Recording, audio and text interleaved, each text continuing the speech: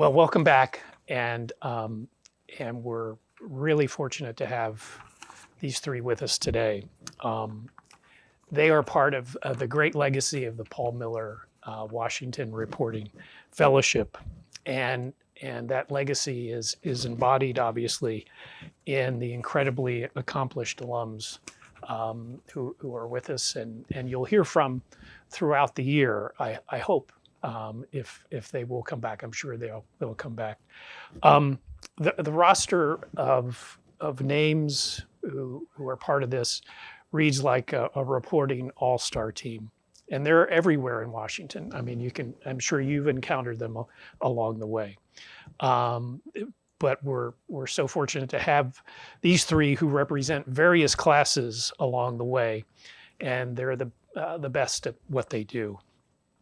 Deborah Berry is a national correspondent for USA Today, where she focuses on voting rights, civil rights, and politics. Deb was part of a Newsday reporting team that won the 1997 Pulitzer, correct? For coverage of the TWA Flight 800 crash. More recently, she's won 3 National Association of Black Journalists Awards. She is also a wonderful former colleague of mine at USA Today. So please welcome Deb. Paul Kane, over here, has covered Congress for the past quarter century. I don't want to date him, but that's just a fact.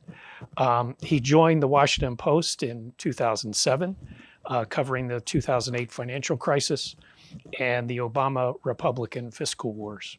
His regular columns at PK Capital have covered Washington's response to the global pandemic, the January 6th attack on the Capitol, 2 impeachments, and the Biden administration's legislative agenda on Capitol Hill.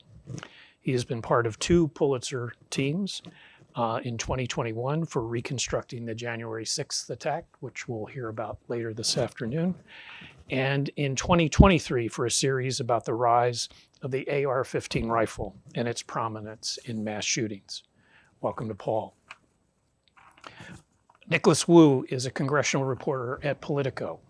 He's covered the congressional response to the coronavirus pandemic, former President Trump's impeachment trials, and the debate over President Joe Biden's legislative agenda, among many other issues on the Hill.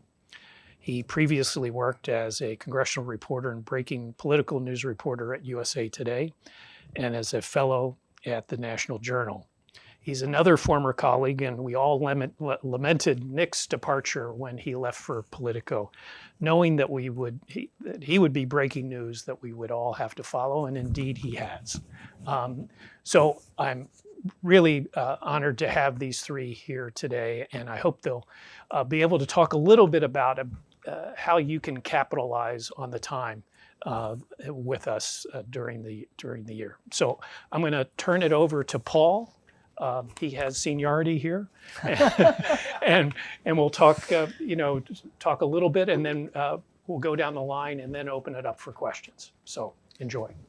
I'll start by saying I did this program so long ago that I'm not sure of the exact year. I think it was 1996 or 97 or 96 into 97. It was housed at the Freedom Forum, which is a pro First Amendment press rights organization, and they used to be housed over in Arlington, across the street, I believe, from the building where Politico is housed right now. The Freedom Forum was over there, and I was new to Washington, working at this place called States News Service, and it was, politely you could call it a white collar sweatshop. We were Careful, we have each. States reporter. It's a different version of States now. Like the people who founded that ended up going out of business, and I don't know if there was a financial payout to get the name, but the original States that I was at was you were writing for 4 or 5 papers around the country at a time, smaller papers that didn't have their own folks here. You know, the papers that I wrote most frequently for were the Bangor Daily News in Maine, the Santa Fe New Mexican, the Johnstown Tribune Democrat, and the Delaware County Daily Times right outside Philadelphia. It's close to where I grew up. And it was a crazy place where you really began to get to understand Washington at its most instinctive level for members of Congress, and their those delegations, because you learned what was super important to them in terms of impressing their voters. And our checks were uneven, is a way to describe it. There were definitely Fridays that we got paid in print checks, and we all ran to a bank that was back then called Riggs, right across the street from the Treasury Department. I'm not even sure who owns it now. It's been, I don't know if it's Capital One or whatever. But somebody said, you should look into this Paul Miller Fellowship Program. You get all this, there's this access of, they'll go on site visits to places like the FEC and SEC, and they bring in people and experts and reporters, and you get to learn things. And at the time, we were getting paid so little, and some checks were bouncing, that in addition to sneaking into the National Press Club on Friday nights, because they used to have free tacos, the people at States News Service called it Feed 'em Forum, because they had the best like lunches and like little sort of happy hour meals at the end of your sessions. I'm sorry if it's not that great these days, but like the Freedom Forum had a lot of money. But when I got into that fellowship, it was incredible, because all of a sudden I was meeting people who were running the Federal Election Commission. And back then, you know, we didn't have phones. FEC reports were literally printed out and housed at their site down there at 999 E Street. And you'd have to go there and look through to find your member of Congress, your congressional races, to see what they were reporting on. And they explained these things to all of us.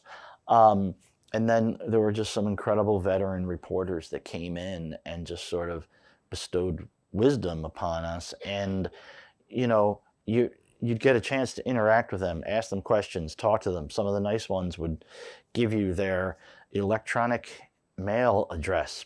Email was sort of like just becoming a thing at that time. And, you know, you could essentially follow up with these people and just say, can I grab lunch?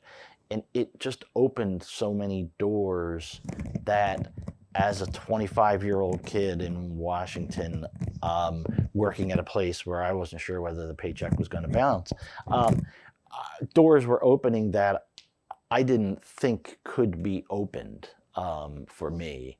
And so it was an amazing experience that really built a foundation for sort of understanding.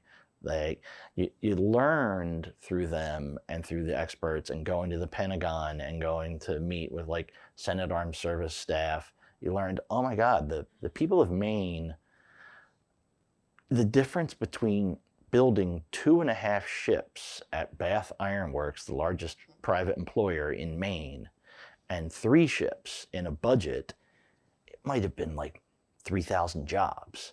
And you started to learn and understand the process. And they all of a sudden were explaining, the Pentagon people were explaining that, like, yeah, the authorizers at armed services are really important, but appropriators are really important. And like, what's the difference? And like, all of a sudden you began to learn what the nuance was, and how to then try and translate that to your average reader, you know, back in places like Bangor, Maine, and Santa Fe, New Mexico. And it was just a really important experience from there. And so I hope that you all can have, you know, even half as good an experience as I did, because it was a really, really important thing that built my foundation. So I got Paul. I'm 1995, I think, right? I got you. So I'm the senior up here, at least in terms of the fellowship. So some of y'all weren't even born then, right? Okay, whatever. Okay, so that's how long. Never ask a question unless you really want to know the answer. I'm good. So needless to say, the program existed for a long time and for good reasons. Clearly, it still works, and for each generation. And for our generation, I was new as well. Had just come down to Washington. I'm not sure how long it had been, but anybody know Knight Ridder? Any ever heard of Knight Ridder?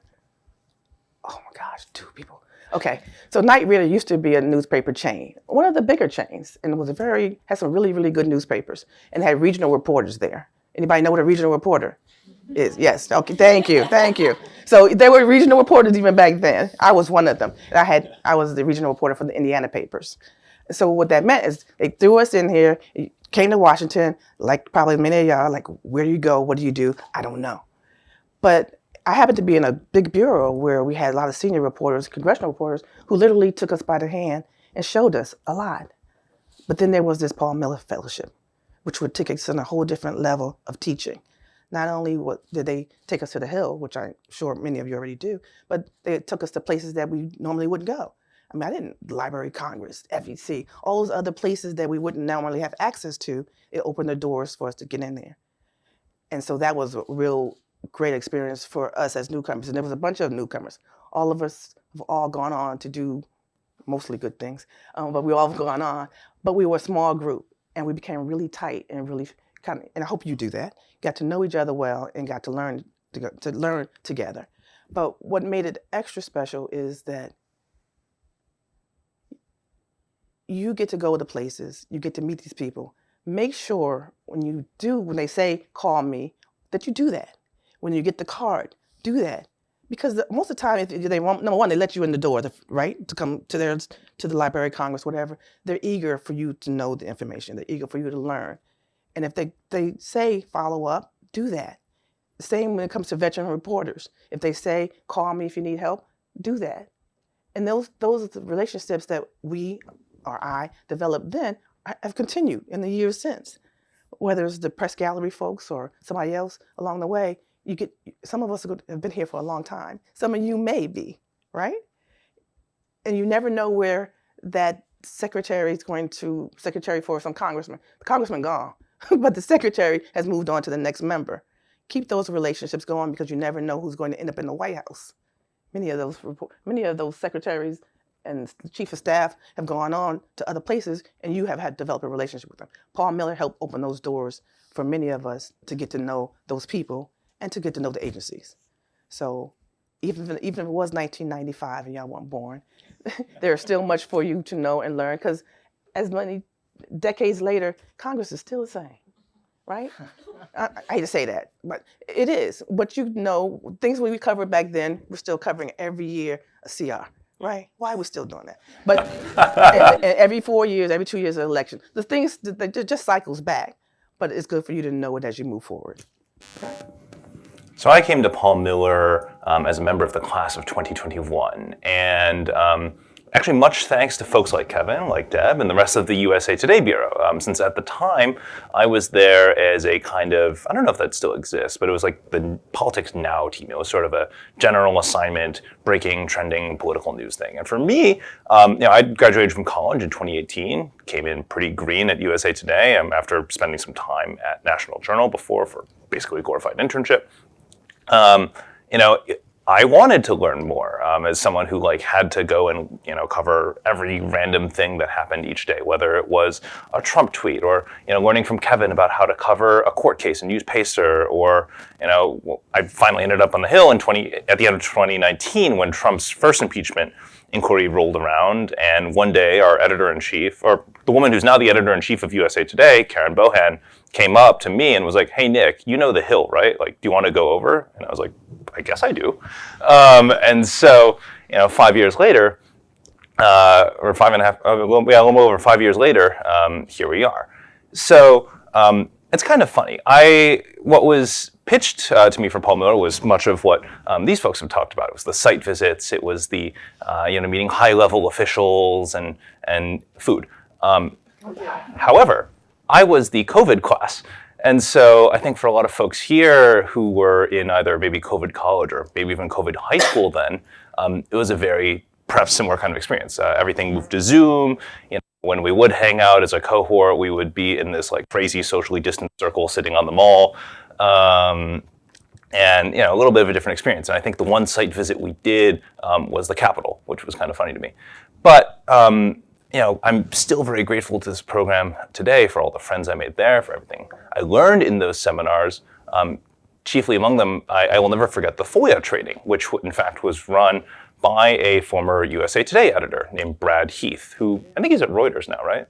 Yeah, incredibly helpful guy. He and all the other folks at USA Today taught me everything I know now. But one of the lessons I learned from that FOIA training was about what you could actually touch with a FOIA. I cover an institution, Congress, that is not touchable by FOIA, much to the chagrin of everyone trying to get at stuff in there. But I learned that things that Congress touches outside of that institution can be FOIA'd. So it helped me produce what I thought was one of my favorite stories out of covering the January 6th committee, which was at the very beginning of that committee, we knew that they were sending out all these reams and reams of document requests to state governments, state attorneys general to learn more about the election subversion plan by Donald Trump and his allies. At the same time, it was incredibly hard to source that committee. They were opaque about what they were doing. But what we could do was FOIA all of those state governments that had received these document requests from the January 6th committee, and we could ask them to give us everything that they gave the committee. And that gave us our very first early insight into the kinds of documents, the kinds of things that the committee was looking for. And perhaps the most interesting thing out of that was learning about the duplicate sets of electoral college certificates that all of the Trump electors were trying to submit to the Electoral College in 2020. And that ended up becoming a large part of the Jack Smith election subversion case. Of course, the outcome turned out a little differently there. But glad you guys are all here and excited to talk with everyone. Okay, open for questions. Who's up? We have a victim over here. Hi, I'm Karina. I work with Spectrum News, covering the Hill. Was wondering if you have any advice on sourcing sort of beyond, going through press secretaries, communications directors, that sort of thing. Is it like weird to ask a member of Congress for their cell phone or email or something like that? Like, what is your tips for that? One of the lessons I learned early on was that you want to be nice to everyone because you never know where those people will end up. And so for me, a large part of actually sourcing beyond the press secretaries, the communications directors, and so on, actually has been those people who were once take this guy, for example. He was, I knew one staff member who was basically the person who would manage the rope stanchions for Nancy Pelosi for press. And then, once Pelosi left the speakership, he eventually became the House Oversight Committee communications director. But simply by having gotten to know this guy by standing at the rope stanchions for hours and hours, there you go. There's already a better relationship, a better source. Members of Congress are surprisingly open to giving you their phone numbers if you ask them nicely, since they like the attention. And something you'll learn is that much to their staff's chagrin, a lot of members actually like to bypass their own staff and do things themselves. So that can be helpful. And then, one of the last things I learned was actually covering members on the campaign trail can be a very good way to get to know them. Of course, they might lose, but you'll have gotten to know the random staff member you're sitting with in the car for hours as they go and canvass, right? That's someone who you'll get to know really well, and they'll probably take some kind of high-ranking position in that member's office if they win. The member of Congress will recognize you now, but because you've been going around with them, you took the time to hear them out and to go around with them, right? It's the little things. I agree with Nick. Definitely, if you can, let's be real, everybody can't go out to the campaign trail. if got a couple of dollars and they send you out, yes. So definitely, if you show up in their districts, they love it because somehow they think you care because you're there. But one thing that sounds old school, but I don't think a lot of folks do it as much, is showing up, knock on their door. And these days, they will try to email you in a second and not even bother, right? You don't even have their phone numbers anymore. So sometimes I still show up and knock on the door. And they're like scared. They almost look scared that a reporter's showing up at the door. What you want? Why you here? I just want to meet the secretary. I want to meet the comms person. I want to meet the whatever. Do that, old school. And that might shock them a little bit, shock them enough that they'll pay attention to you, right? Or y'all already know to walk the halls, right? Y'all already know to show up on those places. Visibility. Showing up is half of it. Or, okay, I'm telling y'all this. Y'all should already know this though. Half of the press conferences where there's not going to be any news and it's boring, whatever, show up anyway. There's so many, I'm not going to name that, there's some press conferences I've showed up to where I'm the only one, right? Because I know it's not, most people know it's not news. Most people are chasing the daily story, the quick one. I'm going to show up at that press conference that the CBC is having on maternity, mortality, or whatever it is, right? And there are 2 people maybe, and only one mainstream, right?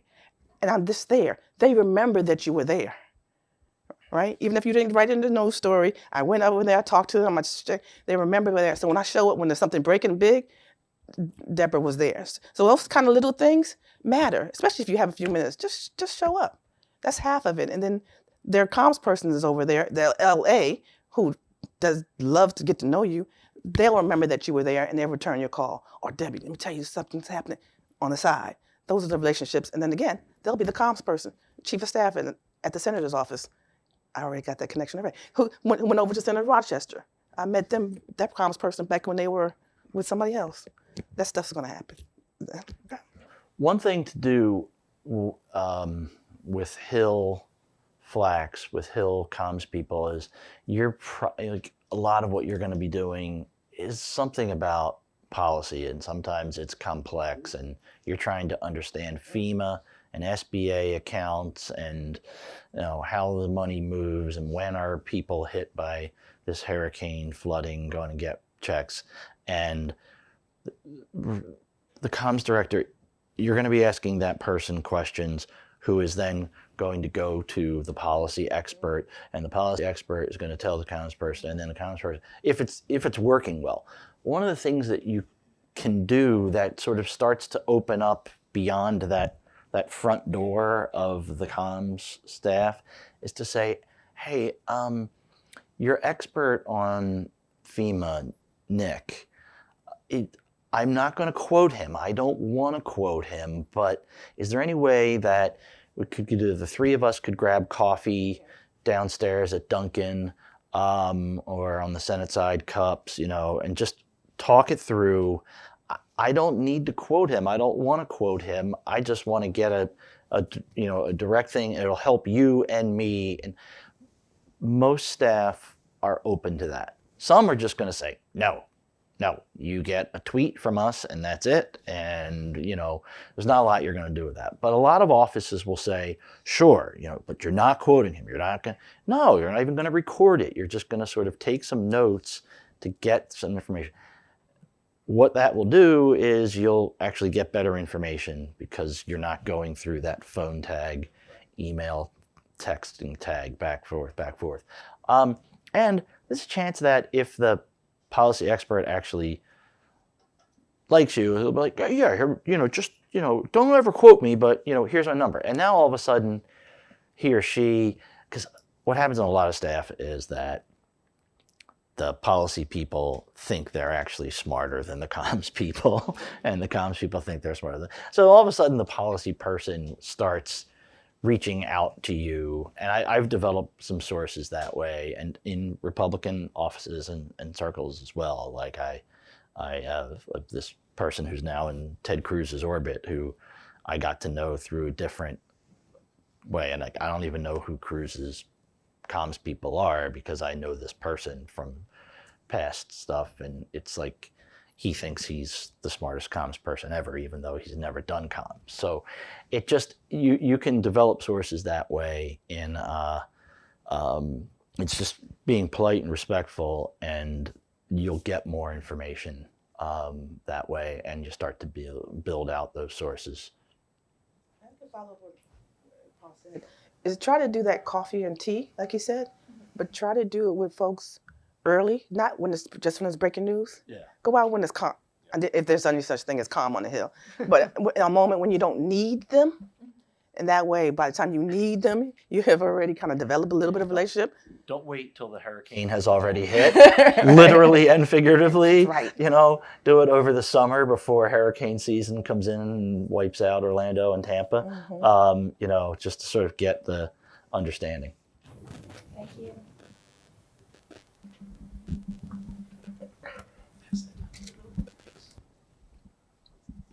Hi, thank you guys for being here. Stephanie Lai with Bloomberg News. Earlier today, we're given the advice to, be prepared when we approach new sources or new beats. But I'm more so curious about exactly how do you do that? What resources do you rely on when you're going into these meetings or, starting a new assignment? I think you try to figure out, through Googling, through just some research, like what is the thing they care the most about? Like what is that issue?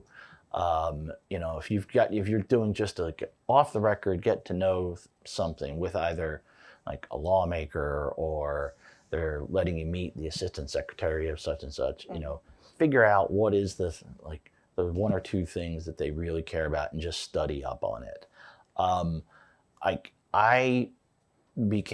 No one is really friendly with Mitch McConnell, so I'm not going to pretend that I'm friendly, but he despises me less than a lot of other reporters. Because in 2001 or 2, when the Senate was doing a campaign finance legislation, it's called McCain-Feingold. John McCain was the lead sponsor of it. I helped cover it when I was at Roll Call at the time, our Senate beat reporter, and I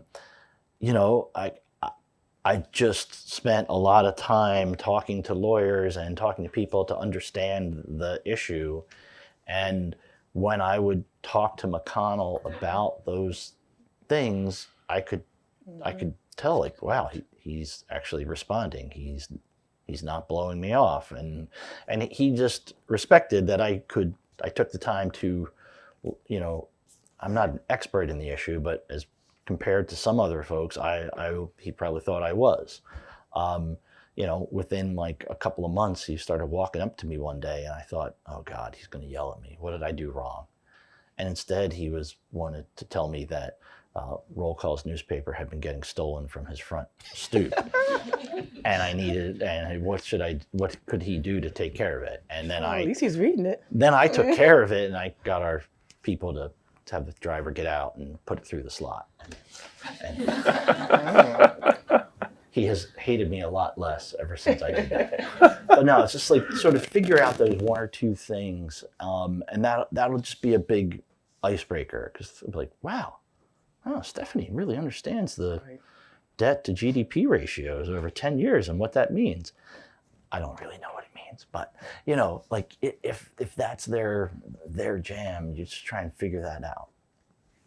One extra thing I do too, and much like Paul, is I also, and y'all know what a Rolodex is? Yeah? Okay, all right. And my Rolodex, it's not really a Rolodex anymore, but what my phone list, I literally have a lot of professor types, right?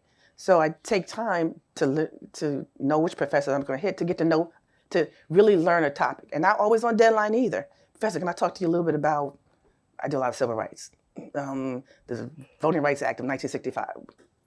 And sit down and or phone, however it is, can you communicate, and know more about it. So I'm well versed or better versed in a topic.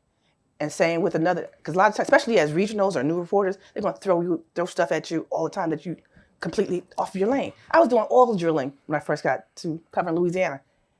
Hell if I knew about oil drilling, right? But then I got to know professors and experts in that field that I became much more comfortable. And then, like Paul said, by the time I go over to Senator Cassidy and start talking to older, you can't tell me I don't know something, or at least I look like it for that question anyway, right? So that way you develop an expertise or a semi, or at least appear to have expertise, and that help you be better prepared for your questions and when you approach lawmakers. One thing that helped me a lot when I first started on the Hill beat was just like remembering what I knew and also what I didn't know, since I think a lot of humility will get you a long way as on a new beat. I think something that trips up a lot of reporters on new beats is kind of coming in a little too hot and assuming that they know lots. But I remember in my first few days, months, weeks on the Hill beat, it was really hard, since like I kind of had no idea what I was doing, where things were, and it would, I would have to go up to people like Paul, like Deb, like Manu, and be like, is the Ohio clock order? Where should I eat lunch? Right?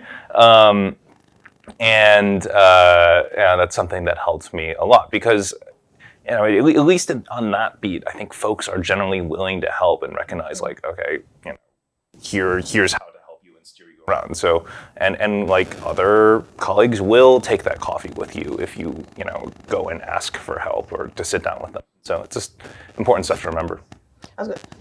Don't sleep on people in your newsroom. Yep. I mean, let me go ahead and ask something about justice, right? Yeah. Because I don't know. So don't sleep on those folks in your newsroom. Don't go to them when it's on deadline at 5, right? But ask them, and you won't be surprised how many more of them want to help you or show you or guide you.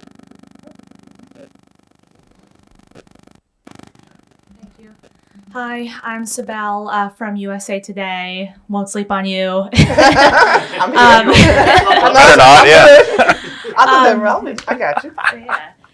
Well, so my question is just, how do you prep, when you have an interview coming up, or how do you find like the right question to ask to really break into a story? And I'm wondering if you have any stories about times when you like really hit on, whether inadvertently or on purpose, like the perfect question that got to the middle of the story.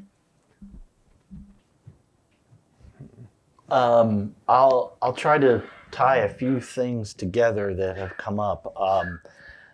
Adam Kinzinger was a Republican from Illinois who served on the January 6th committee, and in 2012, because of redistricting, he was in this member Republican primary, and I went out there and wrote about his race. And for years after, he thought that it was like a softball thing, and like I just sort of wrote that, like, he has a chance to win despite being this really new person. He'd been elected 2 years before. So he always appreciated like that I went there. Mm-hmm. And so when they were doing that committee, I put in a request because I wanted to profile a Democrat on the committee and a Republican on the committee. And I specifically, talking to my editors, I was like, I don't want to bother with Liz Cheney. She's like getting all the attention in the world, and Benny Thompson's chair. And I picked Pete Aguilar, Democrat from California, and Kinzinger. And I set it up with Kinzinger to do it the morning after he had led his. They did these things where it wasn't like the whole committee would present. There would be designated, like, 2 people are going to lead this session. And so the morning after his thing, I came in, we sat down and talked. And for like 5 or 6 anxious minutes, he was trying to talk about the thing last night. You remember? And then I asked that follow-up question, and I did this, and I did that, and all right. And then he just finally stopped, and he's like, okay, so like, what do you want to talk about? And I said, tell me about the very first time you met Kevin McCarthy. And he went, oh, all right. Okay, I know what you want. And then and he just told told everything and like just started telling his story because he was like one of Kevin McCarthy's prime recruits in 2010. He was this young guy. They kept calling him Maverick, like he was Top Gun because he had been a pilot, and told me what it was like to be a favorite in leadership and blah blah. And then like he was just saying everything at this point. He was like, yeah, and then Trump won and we had this retreat in Philadelphia. I just got blind drunk because I couldn't believe that Trump was the president. But like I had to pretend like I liked him. And I was just like, along the way, I was like, Like I had this with Nancy Pelosi almost 2 years ago when the Democrats did a retreat in Baltimore, and they were staying about a mile from her home. We went to dinner on her, I think like her childhood block, it was the first time Pelosi was not overseeing a retreat in 20 years. She had been the Democratic leader or speaker for 20 years, and so I set up this interview, and I was like, so what's it like not being in charge? And she just lit up, and she's like, I walked in the door and I looked at somebody and said, if your pillow stinks, it's not my fault. And then just all of a sudden, she was just off to the races about what it was like to be in the rank and file. And, you know, one thing that I've learned is when you're interviewing somebody and they're on a roll, like, don't interrupt them. Okay. I went to a writing session 25, 30 years ago at some conference, and this guy on stage said some of the best follow-up questions I've ever asked have been, really? That's true. Really? Or explain that. Tell me a little bit more.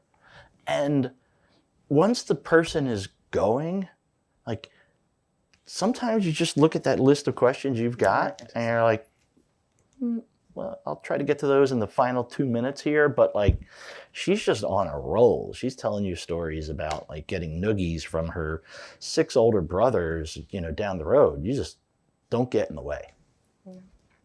Yeah.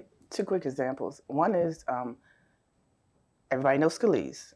And so I used to cover Louisiana. So I already knew him from covering Louisiana.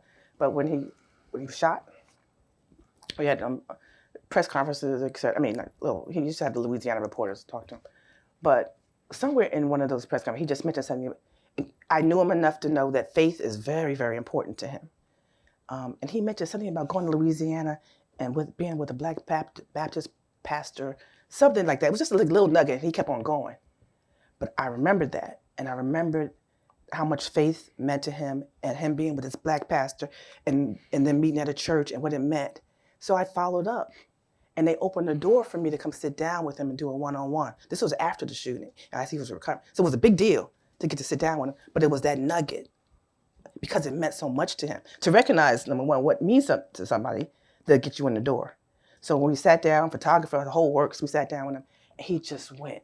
He just laid out what it meant and how God saved him and what it meant to be with his pastor. And it became a really, really good, not because of me writing it, but I mean, just a good moment looking at this guy and what it meant to survive and what it meant to have faith and to still be in Congress. So I'm just looking for the little nugget that might give you a window where they want to talk. Like you said, just let them go.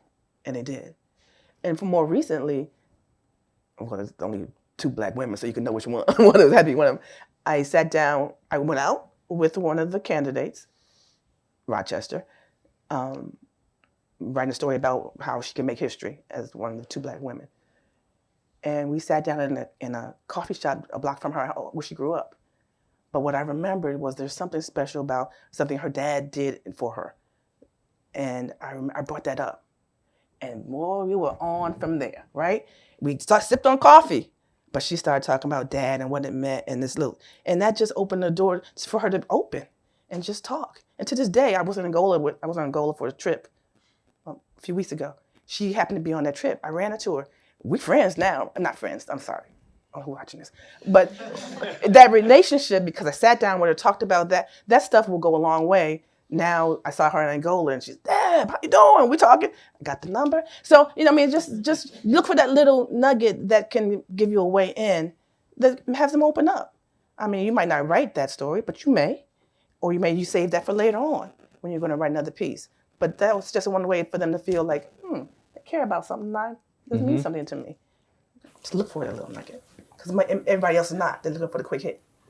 Going back to the January 6th committee, some of the most important stories we got out of them were when we'd be walking and talking with the chair, Benny Thompson, and we'd be like, "Hi, Mr. Chair, how's it going today?" And he'd be like, "Oh yeah, well today we're going to subpoena Ivanka Trump," which would be major news. And we'd be like, "Cool, keep talking." Right? Hi, thanks so much. I'm Shrey Popat from PBS NewsHour. I wanted to ask a little bit about when you're reporting on dense policy or Hill-centric stories, how you include and how you balance including reporting that's outside the Beltway, whether that's real people in real states encountering real policy and how that affects them, and how you make the case for that, whether it's with an editor or with your other reporters that you're working with, about how to include those personal stories that add color in field reporting.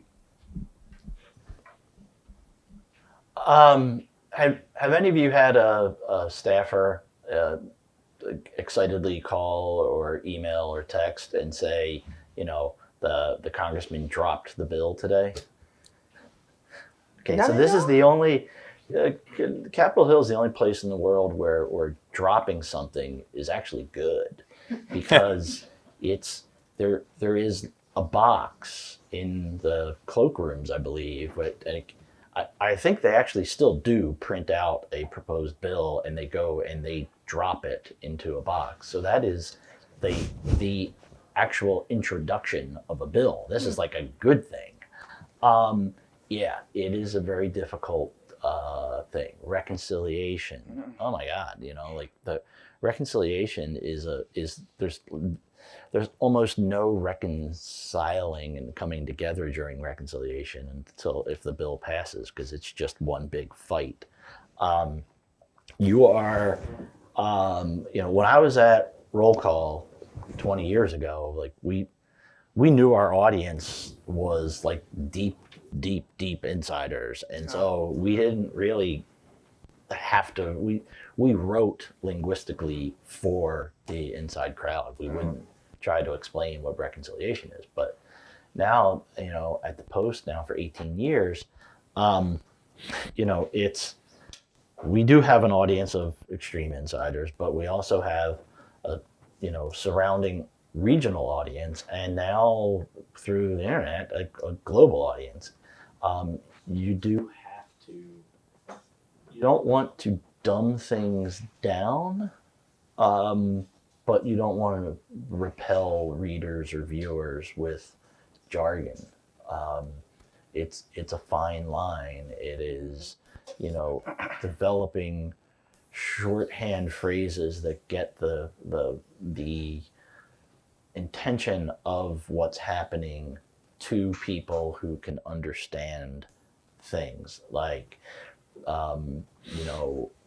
all legislation, almost all legislation is subject to a 60-vote supermajority hurdle to in the Senate, but some budgetary measures can move on a once a year fast track that requires only 51 votes before a final passage in the Senate.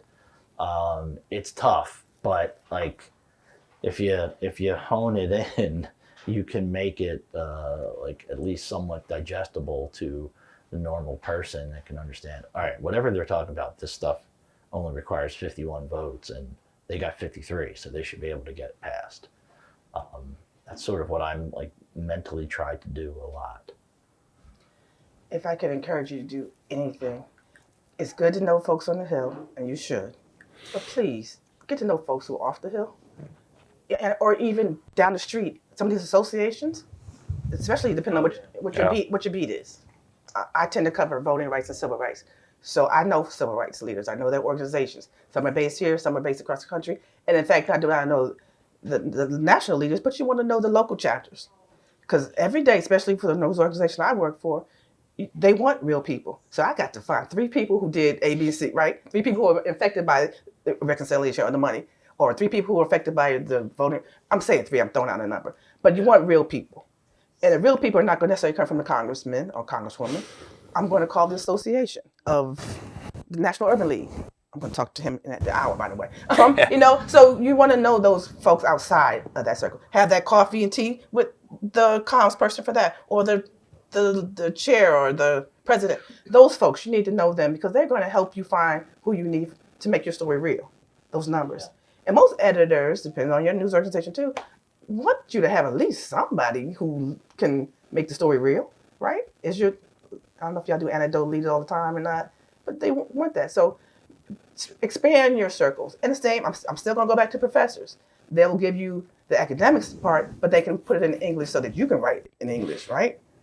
I mean, I don't know well, I know that stuff now, but I've learned a lot of it from talking to a professor who understands the historical context of the Voting Rights Act. Then I go to the Urban League to say, can they find me an elderly woman who could not vote? Like that. So just make sure your circles are wide enough that when you need it, on deadline or not off, you can find people outside of DC. I think it really depends on your outlet and who their audience and what their orientation towards sources and impact is. For me, for the past few years, covering Congress for Politico, obviously we have a much more insider audience, mostly covering folks inside the Beltway. I wish we did more, or at least I was able to do more to figure out, for example, covering reconciliation packages under Biden, how all of that affected people. I wish I could have done that story. But I think one thing that's been humbling for me is doing some man on the street stuff when I have gone and done campaign stories. Since I think too often around here we can fall into a trap where we assume that voters are totally rational, people, and that the things that the campaign arms tell us, are gospel. I remember right before, maybe a month or so before the election, I was in Toledo writing about Congresswoman Marcy Kaptur's re-election. Really close race, super interesting stuff around there. Trying to do some man on the street stuff in Toledo, which was no small feat because I don't know if anyone here's from the Midwest, but not many pedestrians in downtown Toledo. But a good number of the people I would talk to were like, "Oh, there's like an election next month. Like, how do I sign up? You're from Washington? Who are you voting for?" Right? And so that helps to dispel a lot of what we hear around here, and it does definitely help to get outside the Beltway. Hi, I'm Mia McCarthy from Politico. Hi, Nick. I wanted to ask you guys, you all were Paul Miller Fellows and have had a lot of experience since then.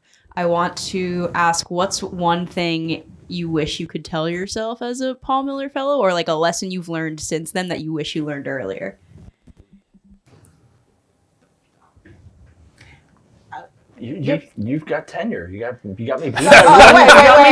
1 year. Don't call me old. You just did that. Give yourself grace. Yeah. It's okay not to know everything right away.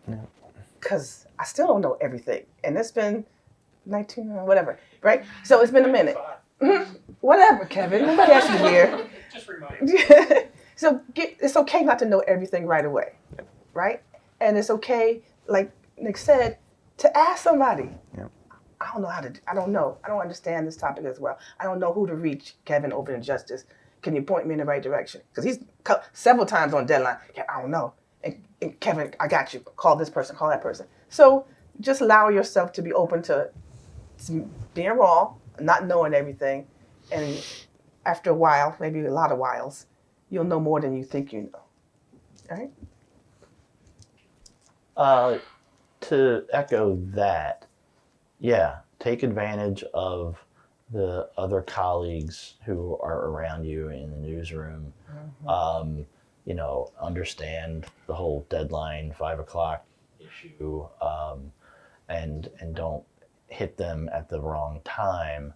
But the flip side of that is the thing that you need to remember to do is 10 years from now and 15 years from now, pay it back. Yep. Don't, when that version of you is, pinging you over whatever communicative devices we have in 2036, asking a question, respond, give a, or say, listen, I can't talk, I'm on deadline right now. Can we do coffee 10 o'clock tomorrow morning? Just quick, I'll run you through it. And there are 4 people you have to talk to explain this issue. If we all pay it forward and pay it back, that, builds tissue. Yeah, I mean, I think one of the biggest lessons for me out of Paul Miller was just how valuable this network of people will be. I mean, I'm hanging out with 2 friends I met from Paul Miller tomorrow, actually, and right now you might not know each other all that well. You might only know each other from Twitter or a picture or whatever. But it is an incredible group of people, and all of the officials and from Paul Miller will be very, very incredibly helpful resources down the line too. Time for one more.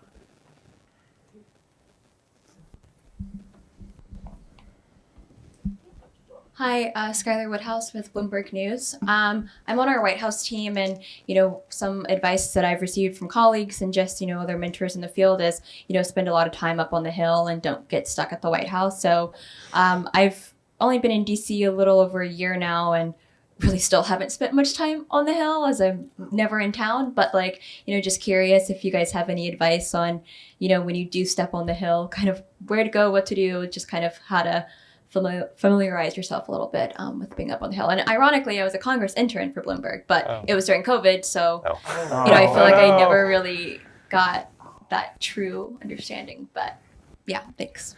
Thank God there's no more Zoom press conferences. Yeah. Should I take that? Or? Let me start by asking, in terms of the way you folks have carved up beats and all, do you have in terms of the White House team, is there a focus that you're on? Yeah, I have quite a few. It's all over. I have agriculture, transportation, infrastructure, climate, health. That's a lot. Yeah. Okay, but that helps you. I think the first thing you need to do then is reach out to the respective committee leaders. Yep. Wait, who won the ag fight on the House Dem side? Andrew Craig. Andrew Craig of Minnesota is the new Democratic ranking member on the ag committee. Just won her 4th term. Probably would love to, their staff at least, would love to sit down and talk with you. Go to, wait, who won T&I? I forget. Okay, but you just sort of pick the committees and set up coffees with them, and you'll sort of get to know the various food stops are really kind of like these incredible gathering places up in the Capitol complex. Yeah. I think I just looked this up the other day. It's a 550-acre complex when you include every single building, going all the way across to the Capitol Police headquarters on the Senate side next to the Monocle, to the Ford building just across the other way. There's just so much space there and things, but food hubs are really important, and everybody ends up coming through there. I would start with those committees on those policy perspectives that you are focused on. I mean, they genuinely kind of love to get to know people beyond those of us that are in the Capitol every single day, because they know that the questions that you are bringing to them are going to be actually policy based and have impact world, and it's not going to be, hey, what did your boss say in the caucus meeting? I heard she said this, and which some of them want to deal with and a lot of them don't. So, but at those committees, go to them, and that'll be a good starting ground. And to follow up what I said earlier and what Paul just said, besides getting to know the staffers, sometimes show up at the hearings. Like I said about showing up at the press conferences, sometimes the hearings can be not always exciting. I don't know, I'll be a diplomat. Show up at the hearing because they notice who's there first of all, most time you have to sign. You still have to sign it? Yes. Do y'all go to the hearings? Yes. Okay. They notice who's there, right? And then they usually follow up with you. So they and that matters that you showed up in the room. Even if you're not going to be there for the 3 hours, 6 hours, depending on what the hearing is.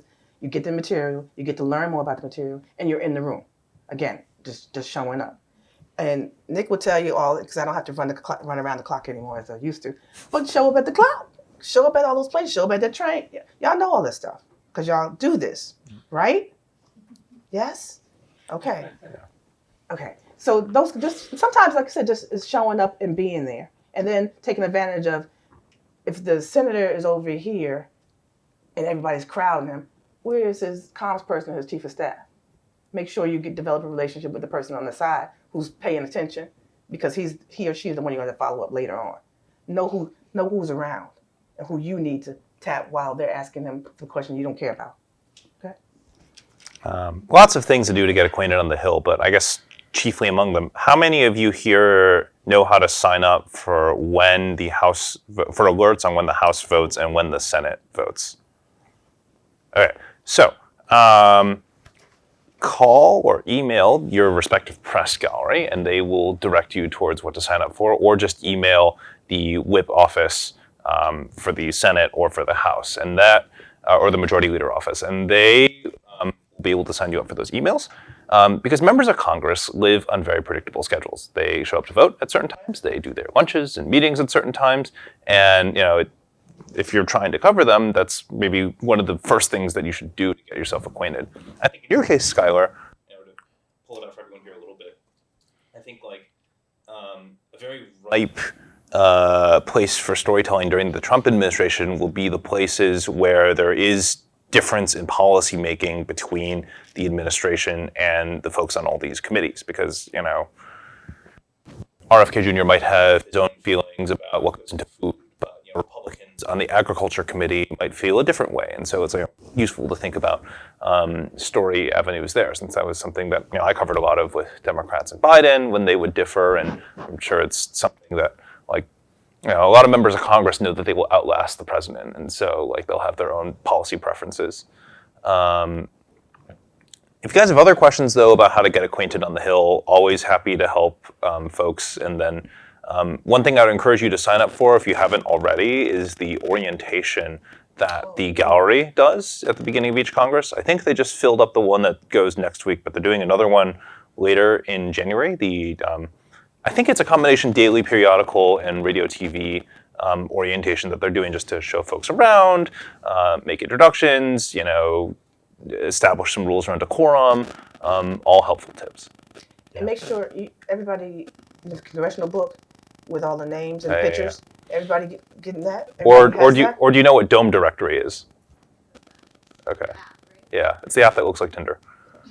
But for the old school folks, there's a book, right? It's a little book, Spiral Bound. Yeah, and it's not out yet though, because it's still probably. It's out already? Yeah, CQ does on National Jump. I have heard we might not be. Oh no! But I don't know.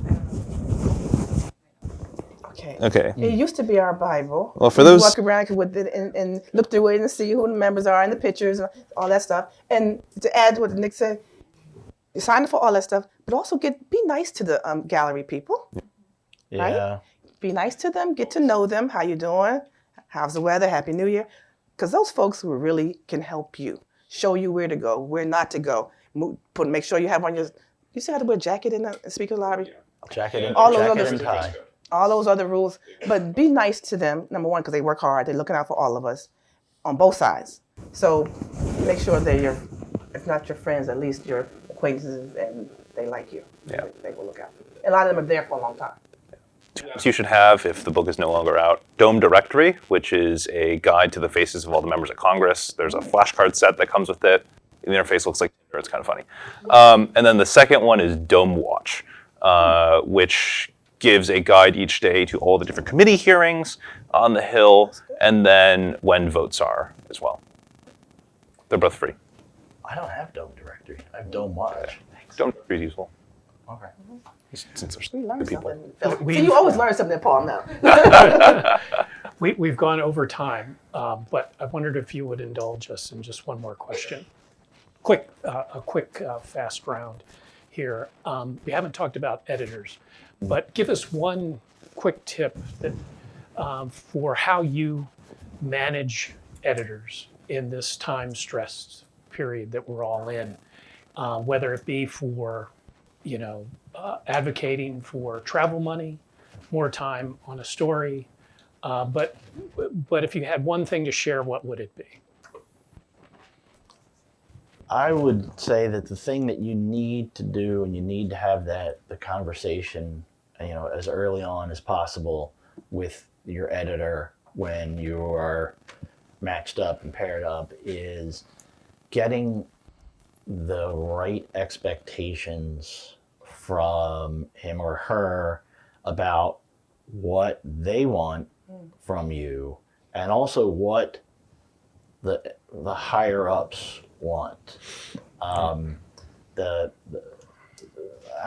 been around a long time, and I've seen good relationships and then bad relationships in terms of editor reporter, and it is often because there is the expectation set is just different, either from what they say and then what editors above want. And do they want daily, hourly sort of rapid fire stuff that they want to post into the live blog that day? Or do they want you to spend a full week interviewing as many folks as possible for this longer, bigger explainer story about the fight between ag Republicans and RFK? That's actually a good story. Somebody should do this, because I hadn't thought about it. And, getting the sort of priorities in line is always important. It has been a regular struggle that we go through at the Washington Post, where there are, the highest up editors really just want the biggest, best stories that have scoops and sing with the great prose. But then there are lower mid-level editors who are just like, Jake Sherman of Punchbowl tweeted that House Rules is meeting at 11 o'clock tonight. Can we match that? And it's like, well, the House Rules Committee meets at all sorts of crazy hours. It's not a huge thing. And like our readership, like trying to get that set, and it's got to be like just communication early on as much as possible. Have story ideas ready, y'all. Yeah. Don't have it. It's up to y'all. Y'all still new. But it should be scary to have an editor come to you and give you an idea, say, do this, if you don't already have something. Well, no, I'm working on this one. So if you have a good story already in work or working on it, then oftentimes you can push back, right? So have some, even if there's some stories that I'm trying to do this, I have a bucket, I still have a bucket list of stories in a folder. Don't laugh, on a piece of paper. I have some stories that are going to get done that I want to do. But if you have them ready to go, and maybe you've done a little bit of reporting on the side on it, so you come in there well equipped, or have enough information that you say, this is a good story, how about if I do this instead of that daily you're about to have me go do on whatever you just said, some boring story that they want you to do, but I have something better. So just be ready. So that if they say what you got going, don't say nothing. That's not a good look. And that's going to mean that you're going to have to go cover the fire outside, right? In the cold. One good thing to learn about managing up, as they say, is to just keep an open line of communication, or as open as you're comfortable doing. I think for a lot of folks here, this might be maybe your first or second workplace. Bosses are scary, but I think keeping an open line of communication about things that you've scooped, things that you think you did well, being transparent about when you'll be out of pocket, when you have to go to the dentist or whatever, right? These are things that are just easily forgotten, but are good things to keep in mind as you navigate just the workplace and your relationship with your bosses. Okay, I'm afraid we have to shut it down, but join me in thanking these folks for showing up. Thank you. Thank you. because and just to reiterate the advice that they provided, it is so important, especially in the post-pandemic age, to show up, to let them know that you're there, because so often we've kind of retreated into our own kind of worlds, and so have they. And as Deb said, some of the most shocked folks are the people that, you know, answer the door to the offices and wonder why in the hell you're there. And it's important to remind them that we belong there. So anyway, I think that was great advice and really worth following. So thanks. Thank you. Congratulations, guys. Congrats, everyone. Yes.